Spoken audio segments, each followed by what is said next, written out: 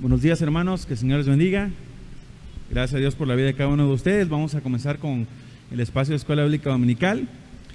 Damos gracias a Dios por que, a pesar de las circunstancias que hemos estado pasando, muchos de ustedes han estado con nosotros a través de este medio, han seguido la secuencia de enseñanzas bíblicas que hemos estado enseñando. Hace 2 semanas, hermanos, comenzamos con el tema de la disciplina. Vamos a continuar hablando acerca de la disciplina eclesiástica, algunos ejemplos bíblicos que el Señor nos muestra como ejemplos para que nosotros como iglesia podamos crecer. Recordemos, hermanos, que la disciplina eclesiástica es la que rige a una iglesia local y la podemos dividir en 2 partes, la disciplina formativa y la disciplina correctiva. En esta ocasión, hermanos, el tema del día de hoy es disciplina formativa, edificando la iglesia. Constantemente, hermanos, en nuestra iglesia, por muchos años, damos gracias a Dios por la vida de cada uno de los miembros, hemos tenido la oportunidad de ser edificados por muchos hermanos, por pastores, por los hermanos diáconos que nos han compartido la palabra de Dios, por hermanos que se preparan, estudian, meditan y preparan una exposición, una predicación, y nosotros nos nutrimos. Toda esa enseñanza, hermanos, dominical, entre semana, los jueves, cuando teníamos los estudios bíblicos, que en la actualidad lo estamos retomando, ha servido para que la iglesia crezca en la disciplina. La disciplina formativa, hermanos, es básicamente aprender, enseñar, crecer, edificarnos unos a otros. Al igual que en la educación secular, hermanos, cuando transcurrimos en los niveles básicos, en la preparatoria, en una carrera, hemos estado aprendiendo constantemente y cada vez aprendemos cosas nuevas acerca del entorno social, natural en el que vivimos. De igual manera, hermanos, la palabra de Dios es necesario que la escudriñemos. Escudriñar es no nada más leer, sino entender lo que la palabra está diciendo. Eso es un ejemplo de la disciplina formativa, escudriñar la palabra de Dios. Convivir constantemente con nuestros hermanos también.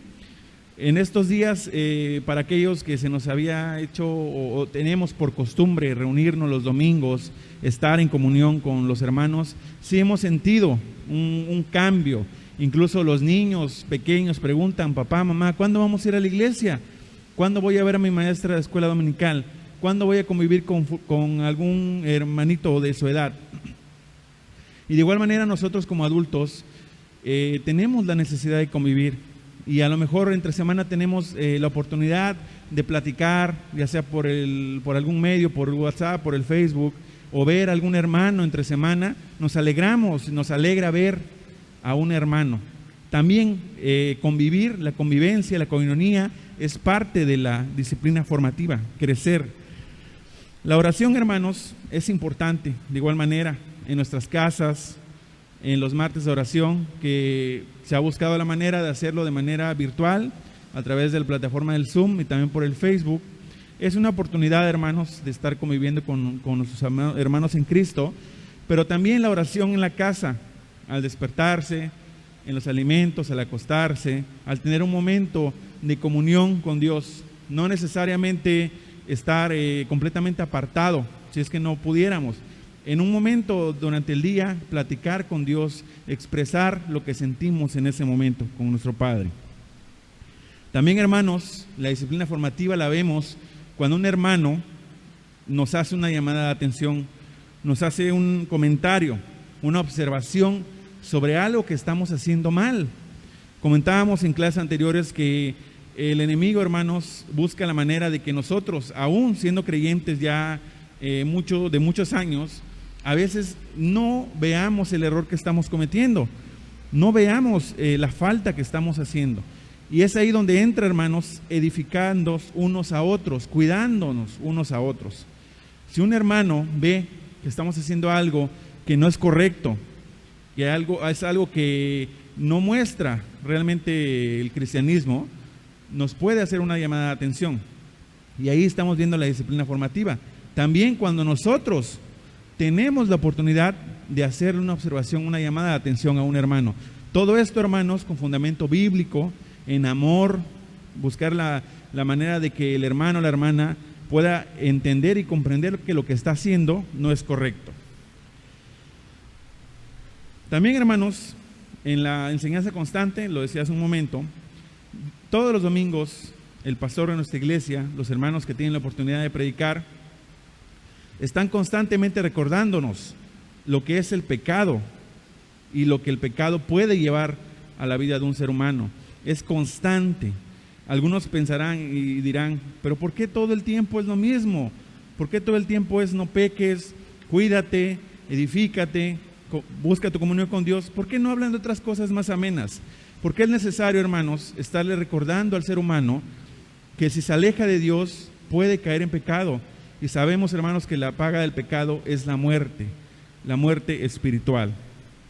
También, hermanos, es disciplina formativa el ver hermanos maduros en Cristo, tener la imagen de nuestro pastor, la imagen de nuestros diáconos, la imagen de nuestras hermanas de la femenil, que ya son hermanas maduras, que van y predican, que van y llevan la palabra. Eso motiva a las nuevas generaciones a entregarse a Jesucristo. Cuando vemos a nuestros jóvenes reuniéndose, animan a otros jóvenes a buscar de Dios.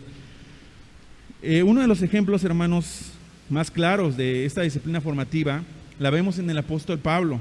Él, desde el momento de su conversión, ese encuentro único que tuvo con el Señor Jesucristo, viendo una parte de la gloria de Dios a tal punto que quedó ciego. Y ese hombre, desde ese momento, entendió que debía enseñar, debía guiar en sana doctrina a todos aquellos que tuvieran la oportunidad.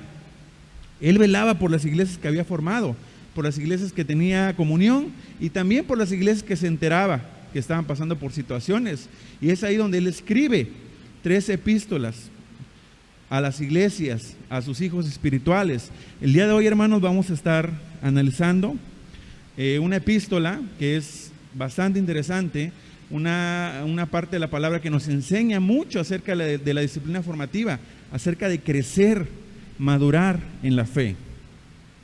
Les invito, hermanos, a que abran sus Biblias ahí en su casita, en la epístola a los Colosenses, capítulo 3, versos 1 al 17. Colosenses, capítulo 3, 1 al 17. Voy a hacer la lectura, hermanos, espero en casita puedan estar siguiendo la lectura.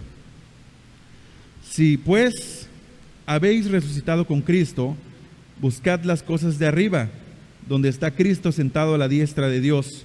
Poned la mira en las cosas de arriba, no en las de la tierra, porque habéis muerto y vuestra vida está escondida con Cristo en Dios.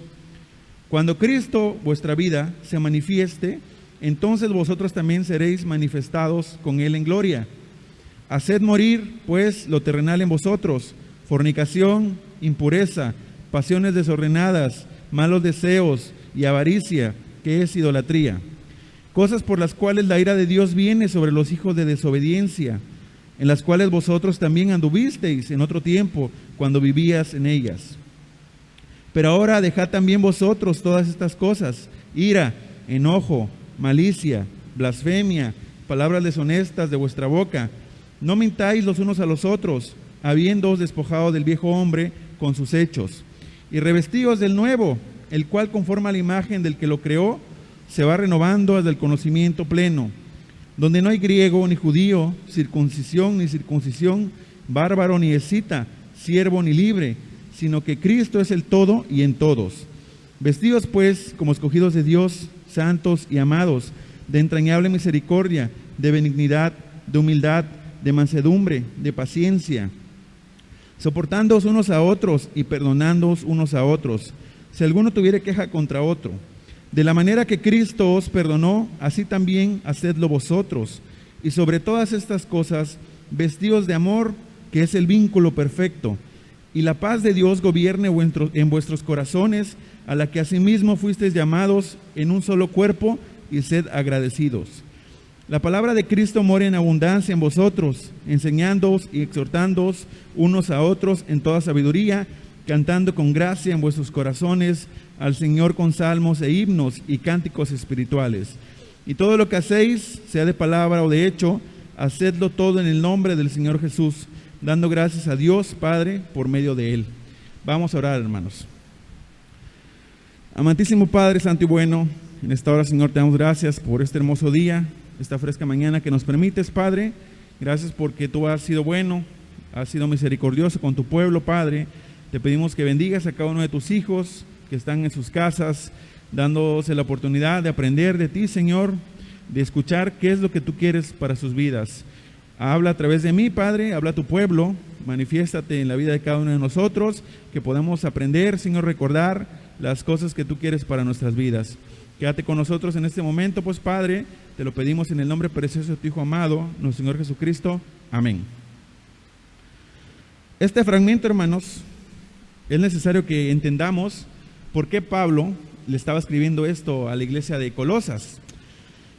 La carta, hermanos, es dirigida a la iglesia de Colosas. Esta iglesia estaba en esa parte geográfica donde Juan también le habla a 7 iglesias, las iglesias que están en Apocalipsis, capítulo del 1 al 3. Por datos que se tienen, hermanos, sabemos que Pablo escribió esta carta entre el año 60 al 62, mientras se encontraba prisionero. Dentro del contexto, hermanos, en que se formó la iglesia de Colosas, entendemos y sabemos que en esa ciudad la mayor población era gentil, personas no judías, en su mayoría griegos, romanos, personas que habitaban en aquella región que no eran judías, pero también había una colonia importante de judíos, y eso hace, hermanos, que la iglesia fuera una iglesia mixta. No eran ni todos gentiles ni todos judíos. Recordemos, la semana pasada veíamos una epístola que era dirigida a hebreos, a judíos. En este caso, esta iglesia de Colosas tenía a los dos, tanto los gentiles que habían creído en Jesucristo, como los judíos, que igual estaban en esa transición de dejar la vieja religión judía y reconocer a Jesucristo como su único y suficiente Salvador. Estos dos contextos, hermanos, es importante que los entendamos para poder analizar lo que Pablo les escribe a la iglesia de Colosas. Había dentro de la iglesia de Colosas, hermanos, por parte de los gentiles, un movimiento que en la actualidad también lo podemos ver en algunas partes del mundo, que es el ejemplo de los gnósticos, que aceptaban la presencia de Dios, lo aceptaban, pero decían que el pecado no existía, que era meramente la materia, era la que era mala, no los hombres, sino era el entorno el que es malo, no la humanidad. Y también decían que Jesucristo no era realmente Dios mismo hecho carne, sino era una creación de Dios y lo hacían inferior a Dios. Eso estaba permeando en la iglesia, hermanos, de Colosas. Por parte de los judíos, gran parte de ellos querían regresar a la cultura judía, a respetar los días que marcan el Pentateuco, a respetar las fiestas que venían en la ley. Querían regresar a eso. También el tema de la circuncisión para salvación. También dentro de la iglesia de Colosas había adoración de ángeles y experiencia mística. Recordemos, hermanos, y por cultura sabemos que en aquella época el misticismo era muy común dentro de la sociedad. La cuestión de magia, hechicería, todas esas cuestiones oscuras, ocultas, estaban entrando a la iglesia. Pero pensarán ustedes, bueno, ¿Pablo fundó esa iglesia o cómo conocía? Y es aquí, hermanos, donde tenemos una primera enseñanza. Se cree, por datos que vamos a buscar ahorita en Colosenses capítulo 1 al 7, Colosenses 1 al 7 dice: como lo habéis aprendido de Epafras, nuestro consiervo amado, que es un fiel ministro de Cristo para vosotros. Se cree que este hombre, Epafras, que en otras información manifiesta que era un hombre dedicado a crear iglesias, a evangelizar, a estar hablando de la palabra de Dios. Se cree que este hombre, hermanos, fundó o ayudó a fundar a la iglesia de Colosas. Y cuando ve lo que la iglesia de Colosas estaba cometiendo, el error que estaba cometiendo, por falta de disciplina formativa, por falta de enseñanza, por falta de un término, hermanos, que debe ser ya muy común para nosotros, por falta de sana doctrina. Nos imaginamos en aquel entonces, durante el año 60 al 62, ¿qué estaba pasando con la iglesia de Colosas? Hacía falta enseñanza. Este hombre, hermanos, Epafras, entendemos que guiados tanto él como Pablo por el Espíritu Santo, él le comunica al Pablo la situación de la iglesia. ¿Qué estaba pasando en la iglesia de Colosas? Y Pablo se da la tarea de enviarles esta carta, de escribirles. Y también vemos ahí en el 4:16 que les pedía Pablo de que una vez que ellos hubieran leído, a lo mejor hubieran transcrito esta carta, esta epístola, se la pasaran a la iglesia de la Odisea. Porque entendemos, hermanos, que esto que Pablo le estaba enseñando a Colosas y a la Odisea aplica para todas las congregaciones, para todas las iglesias locales del mundo, donde creyentes están en un constante aprendizaje de la palabra de Dios. Entonces, hermanos, Pablo, enterado de esto, se da la tarea de escribirles a los hermanos de Colosas. En este contexto, hermanos, entendemos que como iglesia debemos tener la necesidad de buscar sana doctrina, de buscar enseñanza realmente bíblica, enseñanza que realmente nos nutra y verdadera, examinarlo todo, hermanos, recuerden, y retener lo bueno. Pablo escribe esta carta, hermanos, junto con otras más, como Efesios, Filipenses, Filemón, desde la cárcel. Eso lo podemos ver ahí en Hechos 28:16. Él estaba preso y desde ahí, en su prisión, escribe, motiva, envía.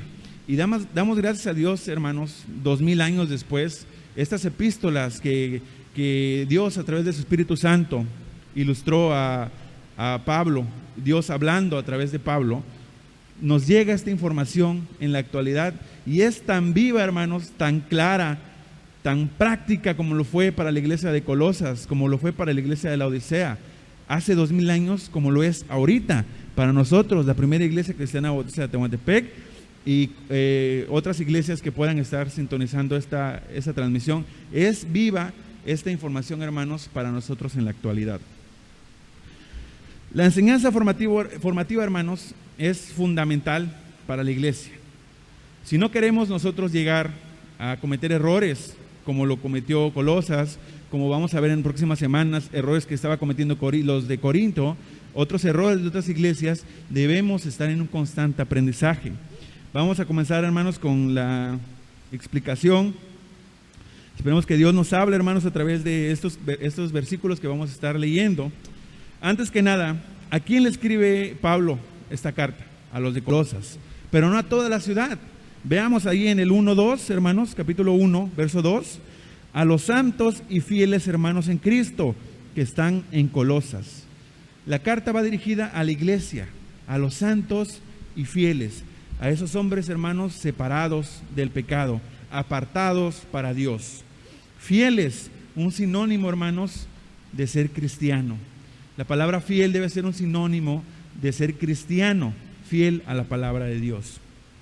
Entonces, Pablo hablándoles a estos hermanos, y también la palabra hablándonos hoy en día, comienza en el capítulo 3, verso 1. Si pues habéis resucitado con Cristo, buscad las cosas de arriba, donde está Cristo sentado a la diestra de Dios. Si pues, sería como una especie de una antesala. Si tú dices, si tú afirmas que has resucitado con Cristo, debes buscar las cosas de arriba. Eso del ejemplo práctico, hermanos, de la resurrección en Cristo, lo que nos habla el capítulo 1, el verso 1, el verso 2, el verso 3, es el ejemplo mismo de la muerte y crucifixión y resurrección de nuestro Señor Jesucristo. En Romanos, hermanos, capítulo 6, versos 3 al 5, Romanos 6, versos 3 al 5 dice: ¿O no sabéis que todos los que hemos sido bautizados en Cristo Jesús hemos sido bautizados en su muerte? Porque somos sepultados juntamente con Él para muerte por el bautismo, a fin de que como Cristo resucitó de los muertos por la gloria del Padre, así también nosotros andemos en vida nueva. Porque si fuimos plantados juntamente con Él en la semejanza de su muerte, así también lo seremos en la de su resurrección. Desde el momento, hermanos, que nosotros como creyentes reconocemos a Jesucristo como nuestro único y suficiente Salvador, hacemos de manera simbólica, espiritual, esa transición, hermanos, de muerte, crucifixión y resurrección en Cristo Jesús. Por eso Pablo aquí les a manera de pregunta, si ustedes afirman haber resucitado en Cristo, deben buscar las cosas de arriba, donde está Cristo sentado a la diestra de Dios. Y continúa en el 2, poned la mira en las cosas de arriba, no en las de la tierra. Poned la mira, aquí entendemos como el concepto que tenemos de nuestra vida, hermanos. Poner la mira, ¿qué pensamos? ¿Pensamos correctamente acerca de las cosas de Dios? Debemos recapacitar, analizar qué estamos haciendo. Pablo acá les está de manera señalándoles, preguntándoles, si ustedes afirman ya haber sido muertos, crucificados y resucitados en Cristo Jesús, busquen las cosas de arriba, no en las de la tierra. Y en el 3 continúa sobre la misma idea, porque habéis muerto y vuestra vida está escondida con Cristo en Dios. Nueva vida en Cristo, hermanos. Recordemos, hemos sido sepultados junto con el pecado, ha sido sepultado, ya no más. Pablo comienza con esta idea.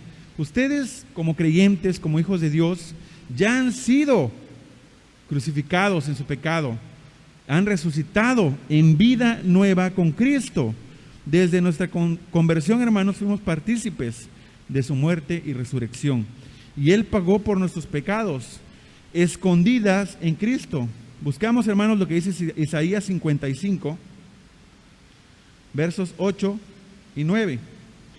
Isaías 55, 8 y 9 dice: porque mis pensamientos no son vuestros pensamientos, ni vuestros caminos mis caminos, dijo Jehová. Como son más altos los cielos que la tierra, así son mis caminos más altos que vuestros caminos, y mis pensamientos más que vuestros pensamientos.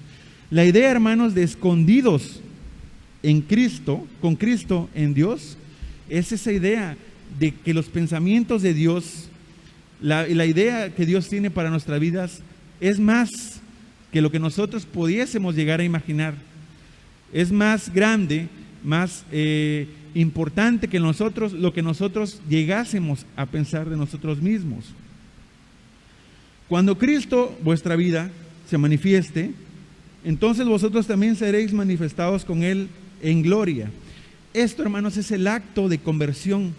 Si Cristo ya ha sido manifestado en nuestras vidas, también nosotros hemos sido manifestados para gloria.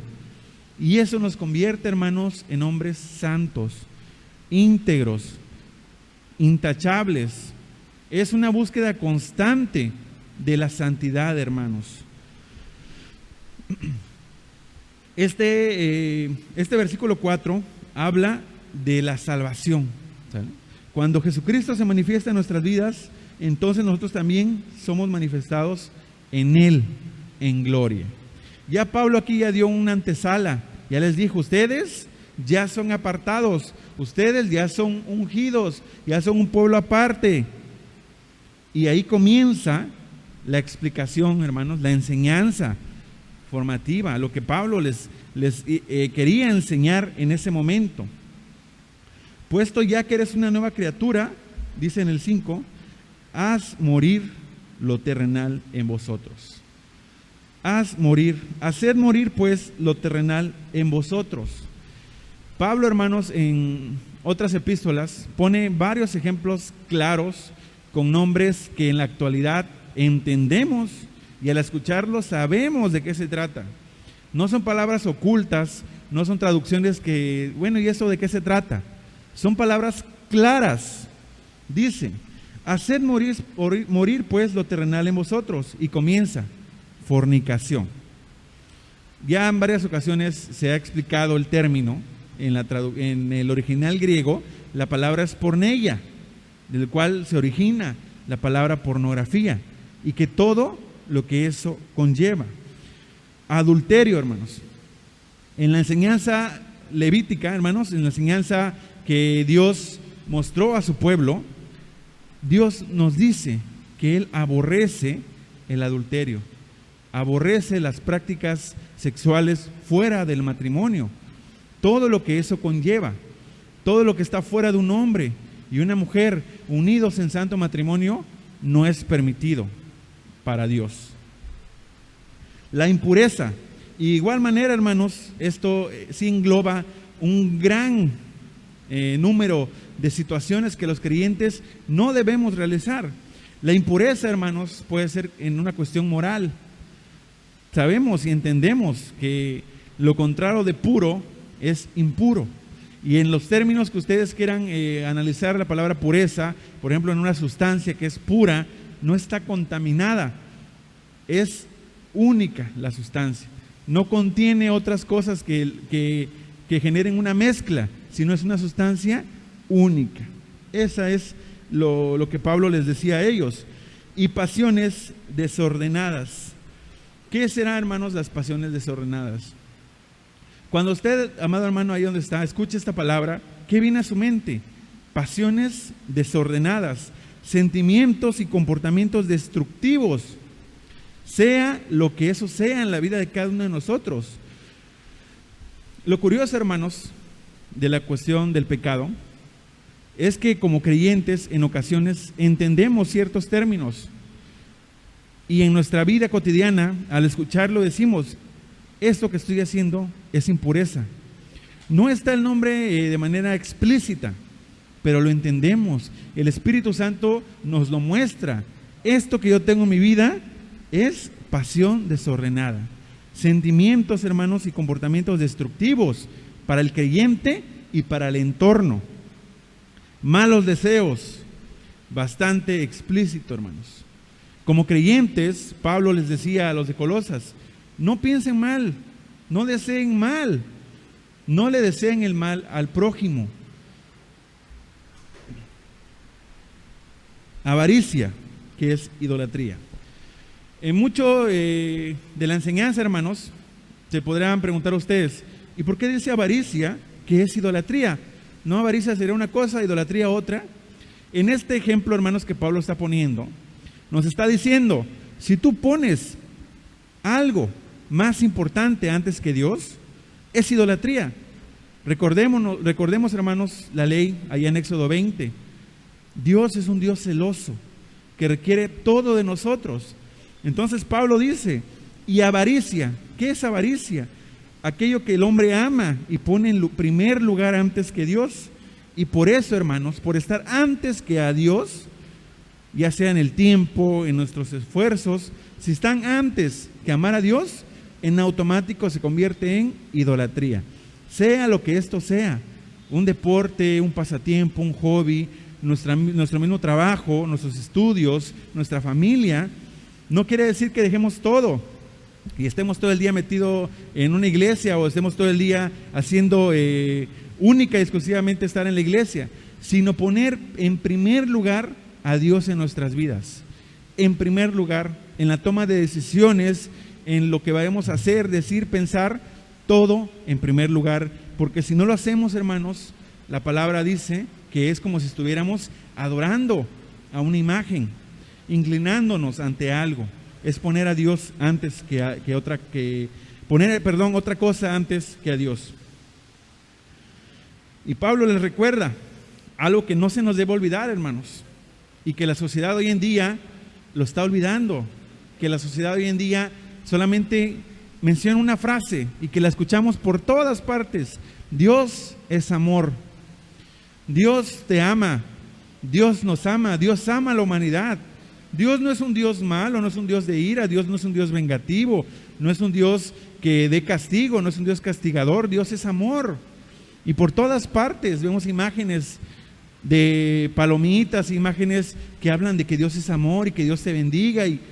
Pero ¿qué dice acá, hermanos? Esto que Pablo mencionó anteriormente, dice, cosas por las cuales la ira de Dios viene sobre los hijos de desobediencia.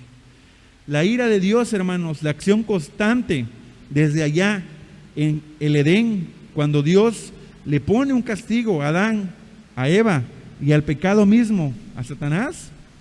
Desde ese momento, hermanos, Dios muestra su ira y lo ha venido demostrando con su pueblo. En todo el Antiguo Testamento, hermanos, vemos casos donde Dios actúa para corregir el pecado de su pueblo. Durante la época de la iglesia también Dios se ha manifestado y ha mostrado ira, hermanos. A lo largo de la historia ha habido reinos enteros que han desaparecido. No sabemos cuál haya sido la razón. Dios pudo haber estado presente en la destrucción de esos reinos, de esos pueblos de la antigüedad. Dios manifestando su ira en los hijos de desobediencia, en los cuales vosotros también anduvisteis en otro tiempo cuando vivíais en ellas. Este versículo, hermanos, es bastante claro. Todos, la mayoría de nosotros, hiciéramos un censo en nuestra iglesia y preguntáramos, ¿tú naciste en un hogar cristiano o viniste ya de adulto? Yo creo que la mayoría dijera, yo vine. ¿Y cómo llegaste? ¿Feliz? No, la mayoría va a decir, llegué llorando, llegué sufriendo las consecuencias del pecado, llegué arrepentido, llegué humillado. Así llegó la mayoría, hermanos, y acá Pablo lo dice, porque la iglesia de Colosas de igual manera se había formado. Tanto gentiles como judíos habían llegado a los pies de Jesucristo de maneras diversas, cada quien con su experiencia. Anduvisteis en otros tiempos, porque vivías en ella, en estos pecados. Y comienza nuevamente en el 8, hermanos. El 5 y el 8 son versículos claves que podemos observar, donde Pablo pone ejemplos prácticos, ejemplos de pecados cotidianos, hermanos, de una iglesia. La mayoría de ellos, desafortunadamente, más los del versículo 8. Pero ahora dejad también vosotros todas estas cosas: ira, enojo, malicia, blasfemia, palabras deshonestas de vuestras bocas. Pablo ya estaba enterado de lo que estaba pasando en la iglesia de Colosas. Tanto judíos como gentiles estaban como que ofendiendo unos a otros, estaban lanzando indirectas, estaban airando, se estaban enojando entre ellos. Cada quien defendía lo suyo. Los judíos decían, no, debemos obedecer a la circuncisión porque así lo dice la ley. Los gentiles decían, no, debemos buscar a Jesús, pero con otras formas. Y es ahí cuando surge lo de la iluminación, lo de los gnósticos, no aceptar únicamente a Jesucristo, hermanos, como su único y suficiente Salvador.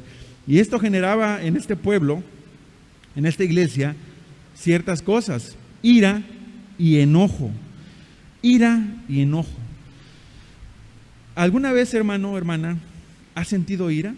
Yo creo que si alguien dijera, no, yo nunca he sentido eso, hermano, no sé lo que se siente, yo creo que seríamos a lo mejor en cierto punto mentirosos, porque la palabra nos dice que aún Moisés, que la palabra dice que era un hombre manso, el más manso sobre la tierra, en un momento de enojo, en un momento de impotencia por lo que el pueblo judío estaba haciendo, se enojó, manifestó físicamente enojo, y eso le costó bastante caro, hermanos, porque no pudo entrar a la tierra que Dios les había prometido.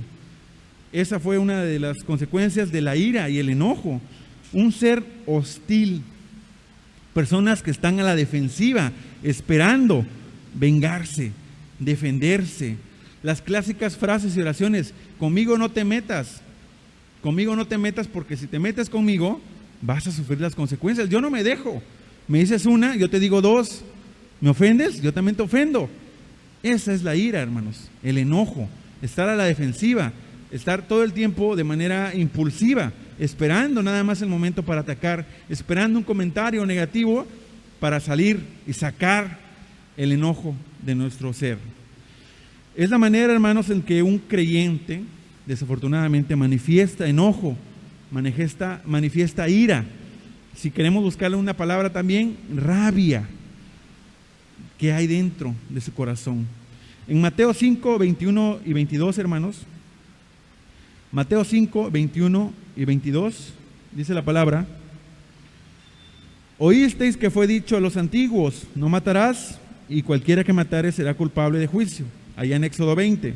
Pero yo os digo que cualquiera que se enoje contra su hermano será culpable de juicio, y cualquiera que diga necio a su hermano será culpable ante el concilio, y cualquiera que le diga fatuo quedará expuesto en el infierno de fuego. Aquí las palabras necio y fatuo, hermanos, podemos trasladarla a nuestro contexto, a nuestra actualidad, con un sinfín de ofensas, con un sinfín de palabras que significarían a lo mejor esto, ¿no? Cualquier ofensa que tú hagas sobre tu hermano es mal. La palabra de Dios es clara, hermanos. Jesucristo mismo lo está diciendo. En la ley y en los 10 mandamientos dice, no matarás. Pero yo les digo, dice Jesucristo, que si tú te enojas, aunque no lo mates, si tú te enojas con tu hermano, ya estás faltando a Dios. Ya estás incumpliendo el amor que más adelante vamos a ver. El amor que como creyentes debemos expresar en todo momento. Y el mejor ejemplo, hermanos, que podemos explicar, que podemos entender, es el ejemplo de Caín y Abel, hermanos.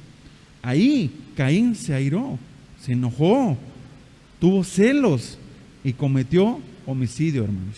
Allá en Génesis capítulo 4, verso 5. Eso es un ejemplo de lo que la ira y el enojo puede hacer en la vida de un creyente. También dice Pablo, deben dejar la malicia. ¿Qué será la malicia?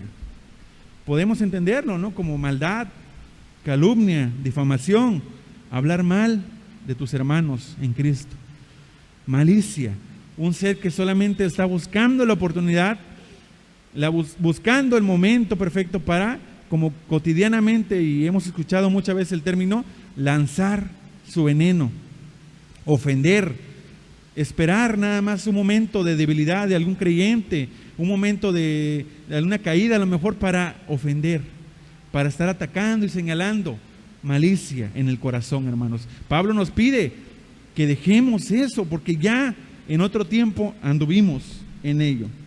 También dice blasfemia, y la palabra es clara, traducido a nuestro idioma actual, groserías, leperadas, como comúnmente se conoce en el Istmo, palabras que, aunque su significado muchas veces es absurdo, significa completamente otra cosa, en la forma en la que se dicen, en la forma en la que se expresan, ofende. Y si analizáramos tantito, hermanos, el significado correcto de las palabras que nosotros llamamos groserías, no significan nada, pero no por eso significa que vamos a estar hablando eso, porque la forma en la que se dice es ofensivo, es para dañar, es para sacar el enojo de nuestros corazones, y lo manifestamos a través de eso, hermanos, de las blasfemias. También palabras deshonestas de vuestras bocas, y esto se une al 9, no mintáis los unos a los otros. Recordemos, hermanos, en los 10 mandamientos, y es importante que estemos recordando esta enseñanza del Antiguo Testamento, porque tiene que ver directamente con algunos versículos. Por ejemplo, en la última parte del 8, palabras deshonestas de vuestra boca, y no mintáis los unos a los otros, habiendo despojado del viejo hombre con sus hechos. No mintáis. En Éxodo 20:16, hermanos, viene claro, no levantes falso testimonio de tu hermano.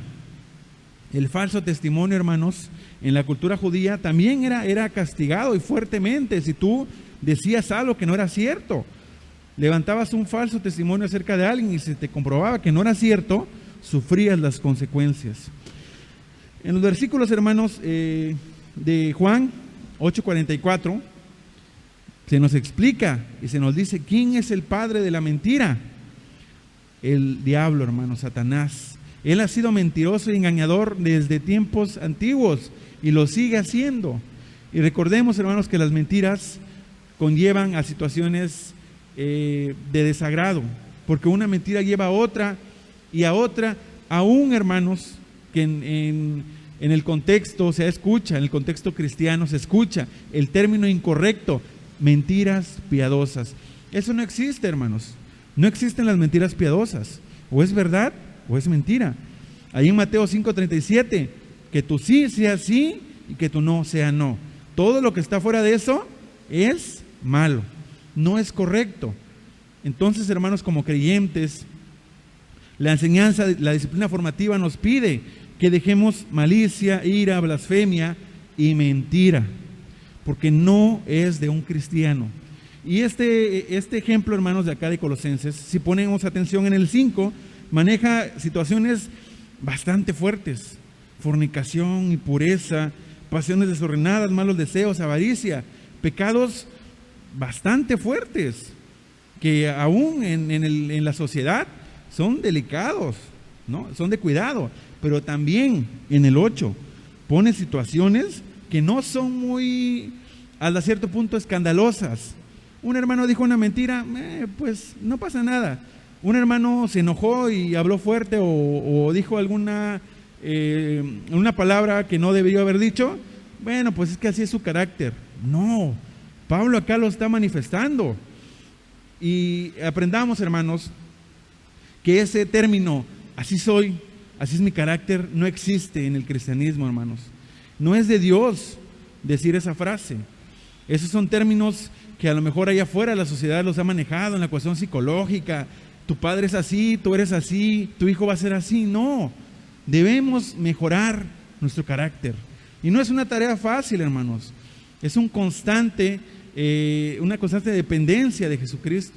Efectivamente, todos en nuestros hogares hemos sido enseñados, hemos sido educados de cierta manera. Y si nosotros vemos que nuestro papá es altivo, que nuestra mamá es rencorosa, es vengativo, se aira, pues obviamente, si nosotros no buscamos la dirección de Dios, desafortunadamente vamos a hacerlo porque lo estamos viendo. Pero depende de nosotros mejorar. Si mi padre, si mi madre era así, en vez de que yo reproduzca eso, debo reprenderlo a él.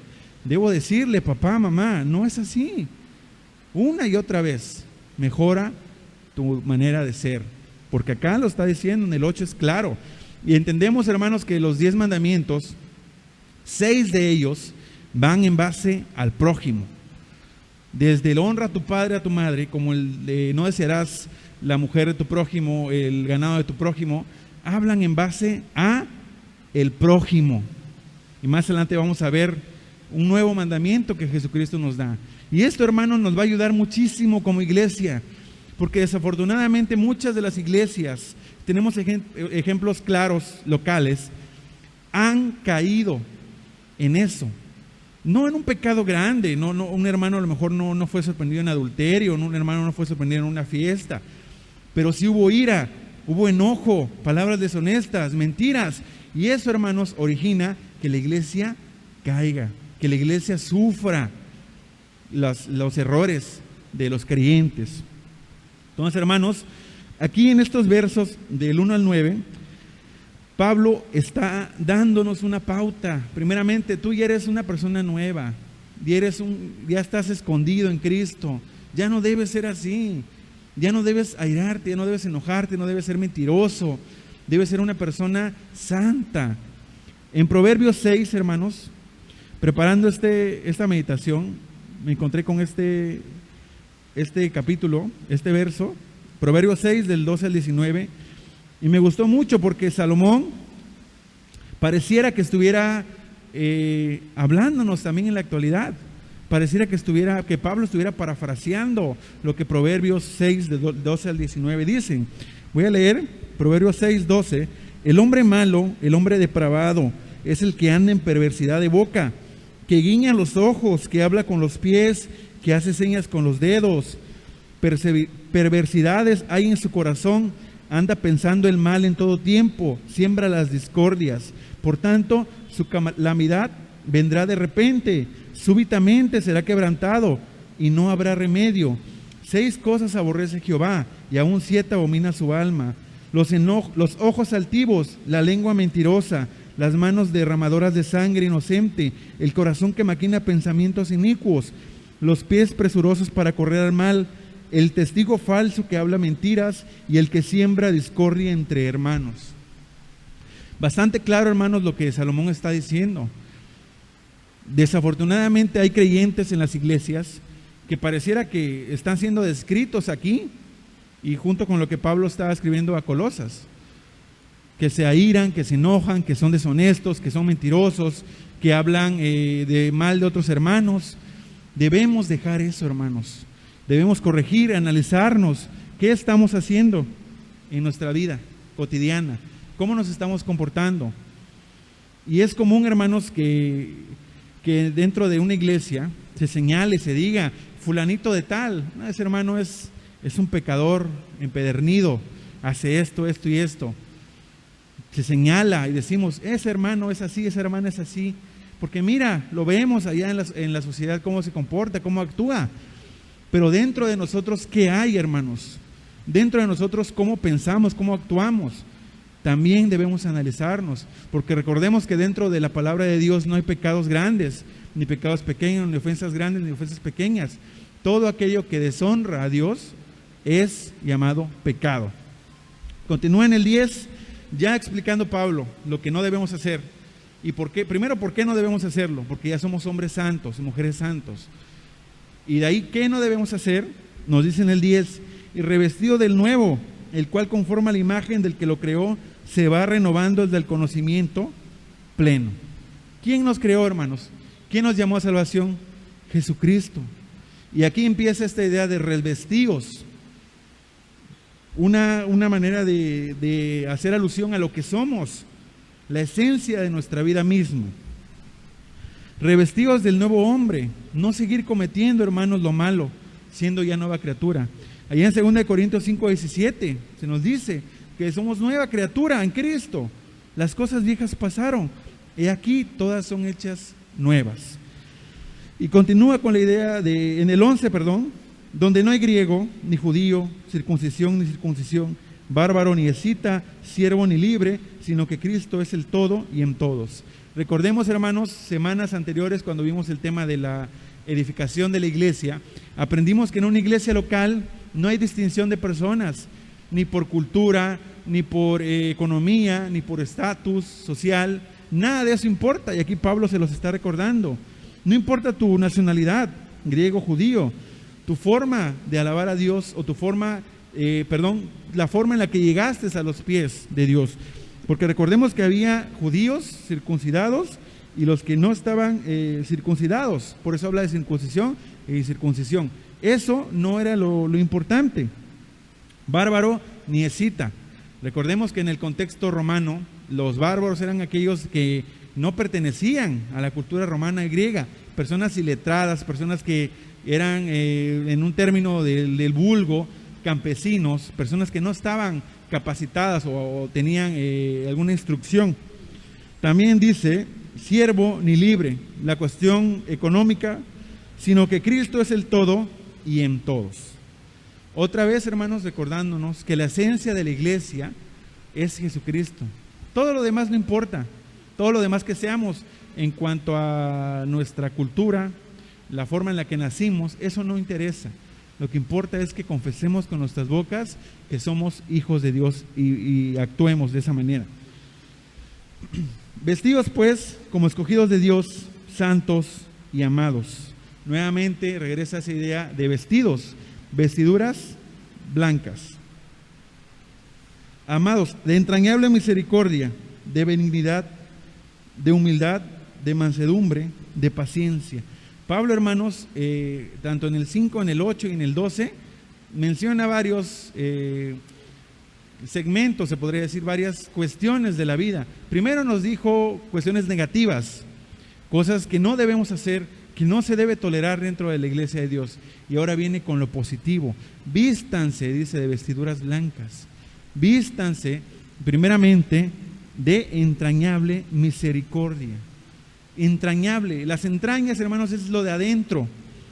Recordemos que de la abundancia del corazón habla la boca. Entrañable misericordia, los de corazón compasivo, benignidad, bondad hacia los demás, hermanos. Y parte de estos, algunos de estos son partes de los frutos del Espíritu Santo, que está allá en Gálatas 5:22. Recordemos los frutos del Espíritu Santo. En Gálatas 5:22 dice, mas el fruto del Espíritu es amor, gozo, paz, paciencia, benignidad, bondad, fe, mansedumbre, templanza. Contra tales cosas no hay ley. Pablo le escribió esto a los Efesios y se los está recordando también acá a los de Colosa. Mansedumbre, gentileza, disposición, hermanos, a sufrir daños e insultos. En la actualidad, como creyentes, ¿cómo somos en la sociedad? Se nos ha enseñado erróneamente en la sociedad, tú no debes dejar que te humillen, no debes dejar que te pisoteen. Y a veces en nuestra escuela, en nuestro trabajo, en donde pasamos gran parte del tiempo, no nos dejamos.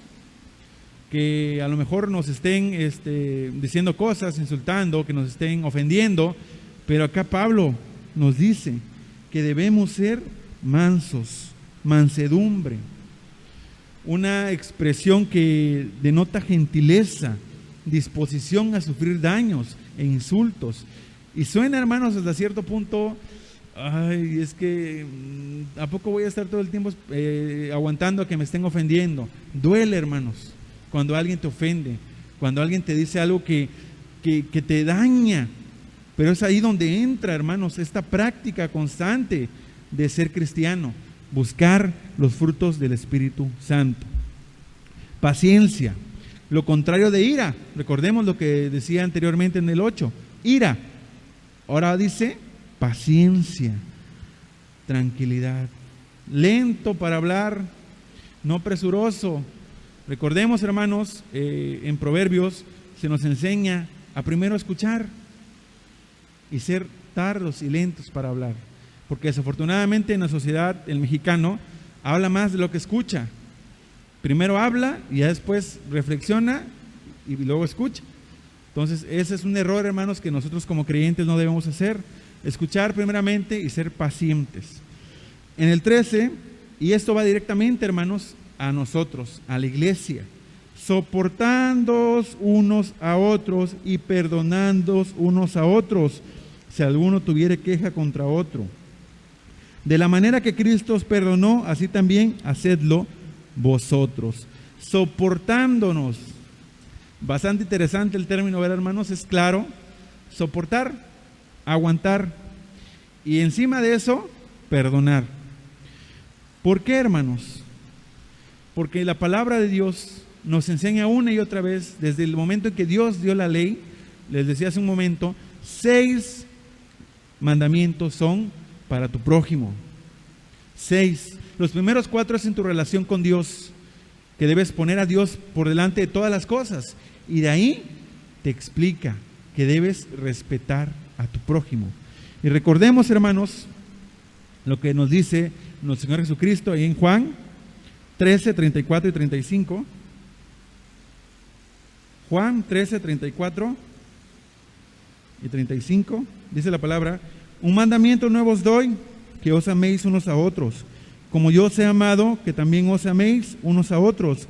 Y en esto conocerán todos que sois mis discípulos, si tuviereis amor los unos con los otros. Y en esto conoceréis que son mis discípulos, si demuestran amor unos a otros. Y ahí mismo en el 3, hermanos, se nos explica. ¿Por qué? Si alguien preguntara, bueno, ¿yo por qué voy a estar soportando que mi hermano me esté diciendo cosas a cada rato, mi hermano en Cristo? ¿Por qué? Porque Jesucristo nos soportó a nosotros nuestros pecados y nos perdonó. Recordemos, hermanos, la parábola de los 2 siervos.